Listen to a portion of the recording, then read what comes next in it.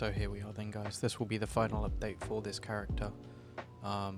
Pre-Mageblood. I plan to alter the character slightly when Mageblood happens,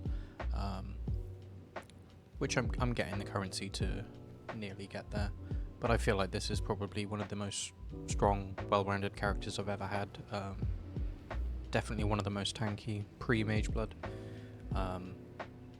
So yeah, let's just go over the changes that happened really to make the character feel better than the last video. So I got a new pair of boots, Crusader Warlord influence,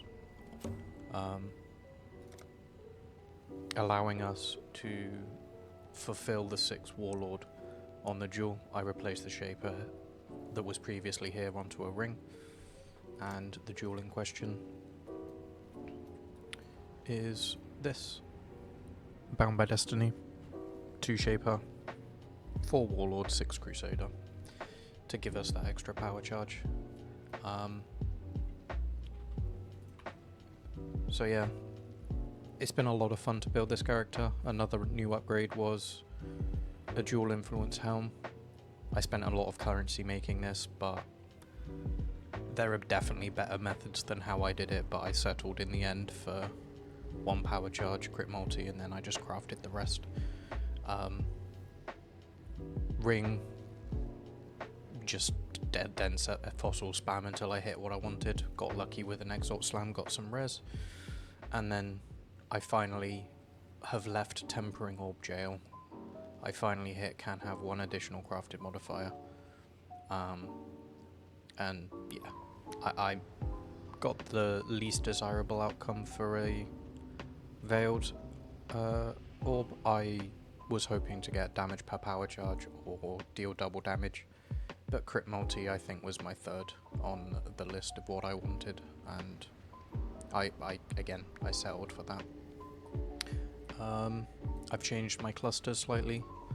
We no longer have the node which gives us Unholy Might and Wither. We've substituted that for Inflict Wither when you cast Despair in the last 10 seconds. And then I've filled out my res. This is not necessary. This is sort of pre-Mageblood. I was getting these ready so that when I go Mageblood and I use Melding of the Flesh, I have enough resistances that I can make that swap. So, you know, you would want 1 res cluster, but you don't need both. I got a corrupt on my Graven Secret, crit multi during any flask.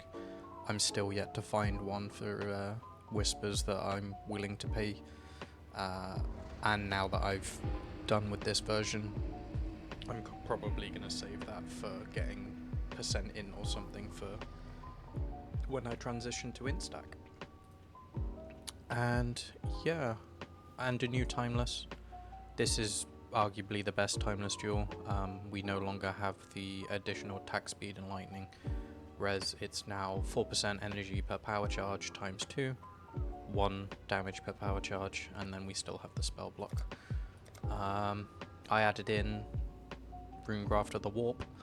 This is just running T17 maps can be annoying to have some of these debuffs, so having them just, you know, go off you faster is nice to have. It also extends your endurance charges slightly, not that we really need that, but you know, it's a quality of life thing. I don't think I've changed anything else really on the tree. I think I've upgraded my jewels marginally, but again, it'll all be in the POB, which I'll link in the description so you guys can have a look. And yeah, I'm happy with the build. If you've been following or if you've decided to play it, I hope you enjoy it too. I did add 2 min frenzies. Again, quality of life, nice to have. And I'll do a very short update video when I get Mageblood. It won't be very long. It will just be, you know, the flasks I've chosen, and that'll probably be about it until I go Instack. So I hope to see you there. Enjoy, and good luck.